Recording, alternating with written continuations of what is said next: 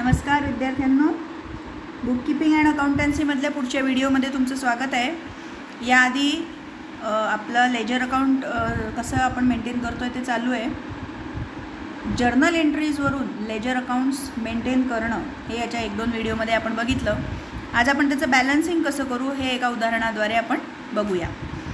एक उदाहरण घेऊ. जसं बघा, 2019 जानेवारी 1 तारीख बॉट गुड्स फ्रॉम अनुपम 8,000.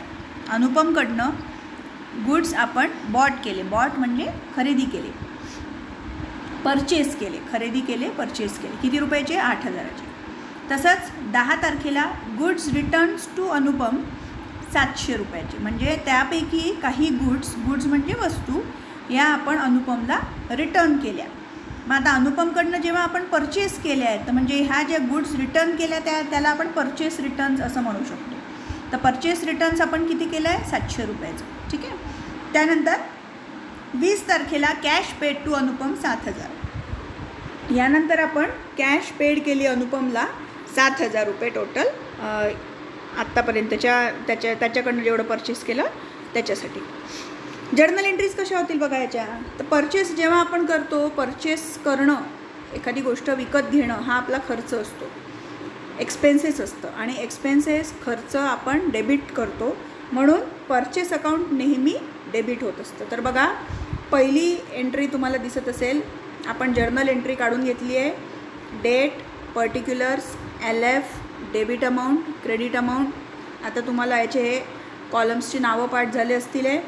2019 जानेवारी 1 तारीख परचेस ही हा आपला खर्च आहे, आपला एक्सपेन्सेस आहे, म्हणून आपण परचेस अकाउंट डेबिट केलेलं आहे. बघा किती डेबिट केलं आहे? 8,000. कारण 8,000 रुपयाची वस्तू आपण अनुपमकडनं विकत घेतल्या आहेत.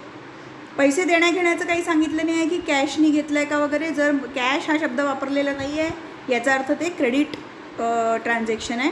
म्हणून आपण इथे परचेस केल्यानंतर ॲक्च्युली आपल्याकडची कॅश कमी व्हायला पाहिजे, पण कॅश आपण अजून दिलीच नाही आहे, म्हणून हे क्रेडिट ट्रान्झॅक्शन असल्यामुळे तिथे आपण त्या व्यक्तीचं नावाची एंट्री करू, म्हणजे त्याच्या अकाउंटमध्ये आपण त्याची एंट्री करू. To Anupam's account 8,000. बीइंग, खाली नरेशन लिहू, being goods purchased on credit. ठीक आहे. तर आपण परत एकदा एंट्री वाचून घेऊ. Purchase account debit 8,000 to Anupam's account 8,000 ब्रॅकेटमध्ये narration being goods purchased on credit. ठीक आहे. दुसरे आहे ते बघा, गुड्स रिटर्न टू अनुपम 700 रुपये. 10 तारखेची एंट्री आहे बघा, की काही गुड्स जे आपण परचेस केलेले गुड्स आहे त्याला आपण रिटर्न केलेलं आहे. किती रुपयाचे गुड्स रिटर्न केले? 700 रुपयाचे. बघा एंट्री, अनुपम अकाउंट डेबिट 700 रुपये टू परचेस रिटर्न्स अकाउंट 700 रुपये बीइंग गुड्स रिटर्न्स. आता हे कसं काय आलं? हे अनुपम अकाउंट डेबिट का बरं आलं? परचेस रिटर्न्स अकाउंट क्रेडिट का बरं आलं? तर बघा, अनुपम अकाउंटला जे आपल्याला अनुपमला देणारे पैसे आहे 8,000, त्याच्यामध्ये आपण 700 रुपये कमी केलेले आहेत, म्हणजे कमी आपल्याला द्यावे लागणार आहेत, म्हणून अनुपमचं अकाउंट डेबिट केलं आपण 700 रुपये.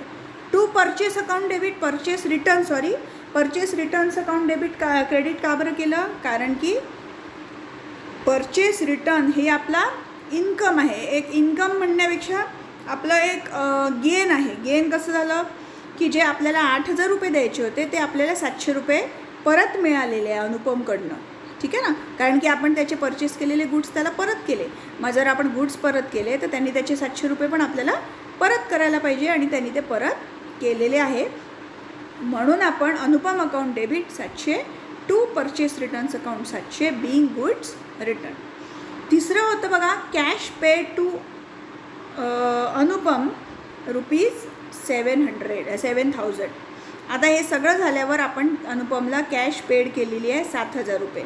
तर 20 तारीख लिहू आपण, अनुपम अकाउंट डेबिट 7,000. कारण येणारी रक्कम नावे होत असते, याचाच अर्थ डेबिट वॉट कम्स इन, आणि ही जी रक्कम आहे ती कुठे चालली आहे? अनुपमच्या अकाउंटला चालली आहे, म्हणून अनुपम अकाउंट डेबिट होऊन जाईल. तर Anupam account debit 7,000 to cash account. आपल्याकडची कॅश कमी होते, credit what goes out, so to cash account 7,000 being cash paid to Anupam. आणि अशा पद्धतीने आपण ही जर्नल एंट्री कंप्लीट केली आहे. आता या जर्नल एंट्रीवरून आपल्याला लेजर अकाउंट्स बनवायचे. तर बघा आता इथे लेजर अकाउंट्स तुम्हाला दिसतात आहे बघा. Posting of these entries in Anupam's account. Anupam अकाउंटमध्ये आपल्याला याची एंट्री करायची आहे. तर तुम्हाला आता कसं घ्यायचं बघा. आता ते बघा, पहिली एंट्री आपण वाचायची. Purchase account debit to Anupam's account. To Anupam's account म्हणजे काय? अनुपम अकाउंट क्रेडिट असा त्याचा अर्थ असतो. म्हणून आपण सरळ अनुपम अकाउंटच्या क्रेडिटमध्ये यायचं. डेट टाकायची 2019 जानेवारी 1 तारीख आणि त्याच्या डेबिटचं नाव लिहायचं. डेबिटचं नाव काय आहे तिथे? परचेस अकाउंट डेबिट होतं की नाही. So purchase account debit to Anupam's account credit होतं. तर मग अनुपम अकाउंटच्या क्रेडिटला येऊन तिथे लिहायचं बाय परचेस अकाउंट. कितीचं परचेस केलं होतं? 8,000चं. ठीक आहे. दुसरं बघा काय आहे? Anupam account debit. आता अनुपम अकाउंटच्या डेबिटला यायचं आहे आपल्याला आणि नाव काय द्यायचं तिथे? To purchase returns account. ठीक आहे. तर मग आपण आता अनुपम अकाउंटच्या डेबिटला येऊ आणि तिथे त्याची तारीख टाकू. त्या जर्नल एंट्रीची काय तारीख होती? जानेवारी 10 तारीख होती. तिथे लिहिलं होतं to purchase return account. To purchase return account आणि किती रुपयाचं होतं ते? 700 रुपयाचं होतं. ठीक आहे. तिसरा बघा पोस्टिंग करू आपण. Anupam account debit 7,000 to cash account 7,000. इथे पण अनुपम अकाउंट डेबिट आहे अगेन. मग परत अनुपम अकाउंट डेबिटला यायचं. 20 तारीख टाकायची आणि त्याला नाव काय द्यायचं? To cash account. कारण की तिथे दुसरं जे अकाउंटचं नाव होतं ते होतं कॅशचं, म्हणजे क्रेडिटचं नाव. ते होतं 7,000 रुपयाचं. ते टाकलेलं आहे. हे आपण आता काय केलं आहे? पोस्टिंग केलं आहे. याला काय म्हणतात? पोस्टिंग. म्हणजे जर्नल एंट्रीवरून आपण लेजर पोस्टिंग केलेली आहे. पोस्टिंग म्हणजे तिथून जे डेबिटला म्हटलं ते डेबिट, त्याच्या डेबिटला येऊन एंट्री करायची. ज्याचं क्रेडिट म्हटलं त्याच्या क्रेडिटला येऊन एंट्री करायची. हे आपण केलेलं आहे. आता याचं आपल्याला बॅलन्सिंग करायचं आहे.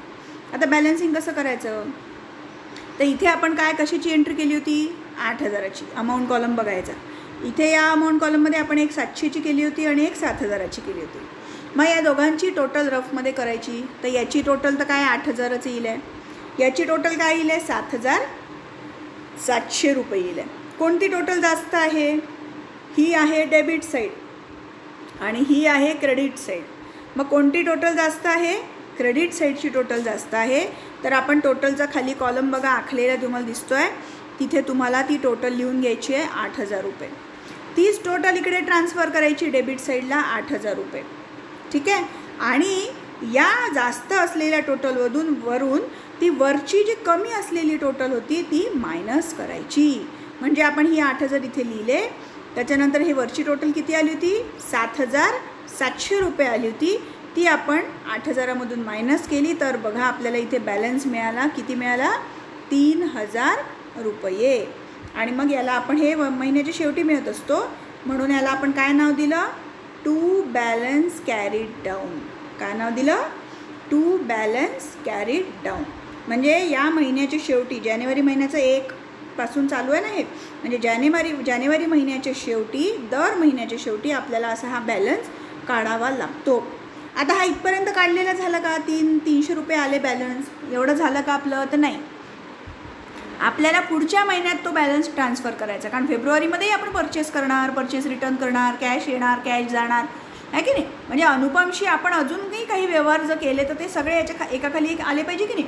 तर जानेवारी महिन्याचा आपला तर इथे संपलेला आहे. मग बघा तुम्हाला एक ॲरो दिसतो आहे. तो ॲरोनी 300 रुपये आपण पुढच्या महिन्यात ट्रान्सफर केलेले आहेत. म्हणजे ही जी गुलाबी पट्टीपर्यंत दिसतं आहे 8,000 ते सगळं जानेवारी महिन्याचं आहे. आणि तुम्हाला जर डेबिट साईडला बॅलन्स मिळाला तर तो तुम्हाला क्रेडिट साईडला आणून ठेवायचा असतो. आणि याच्याच अगदी अपोजिट, समजा जर तुम्हाला इकडे क्रेडिट साईडला बॅलन्स मिळाला असता तर तो तुम्हाला डेबिट साईडला आणून ठेवावा लागला असता. तर इथे आपण बघूया की 300 रुपये तुम्हाला जो बॅलन्स मिळालेला आहे तो मिळाला आहे डेबिट साईडला. म्हणून ही ॲरो जो तुम्हाला दिसतो आहे त्याच्याप्रमाणे आपण तो क्रेडिट साईडला आणून ठेवला. त्याला नाव काय दिलं? पुढच्या महिन्याचं नाव 1 फेब्रुवारी आहे की नाही. 31 जानेवारीला संपलं होतं हे. आणि आपण आता पुढच्या महिन्यात त्याची एंट्री केली आहे 1 फेब्रुवारी. म्हणजे फेब्रुवारी 1 तारीख. By balance brought down. Brought BD B/D लिहिलं आहे तिथे. B/D म्हणजे काय? Brought down. म्हणजे मागच्या महिन्यातून आपण या महिन्यामध्ये त्याला ब्रॉड डाऊन केलं, आणलं, उतरवलं. ठीक आहे ना. तर बाय बॅलन्स ब्रॉट डाऊन 300 रुपये आपण इथे लिहिलेले आहेत. तर अशा पद्धतीने तुम्हाला हे बॅलन्सिंग करायचं आहे. म्हणजे तुम्हाला जर परीक्षेत असं गणित आलं की हे ट्रान्झॅक्शन झालेले आहे 3-4, याच्या पहिले जर्नल एंट्रीज करा, त्याचे लेजर अकाउंट्स टाका आणि लेजर अकाउंट झाल्यानंतर त्या प्रत्येक लेजर अकाउंटला बॅलन्स करा. ठीक आहे ना. तर हे आज झालं आपलं balancing of any ledger account.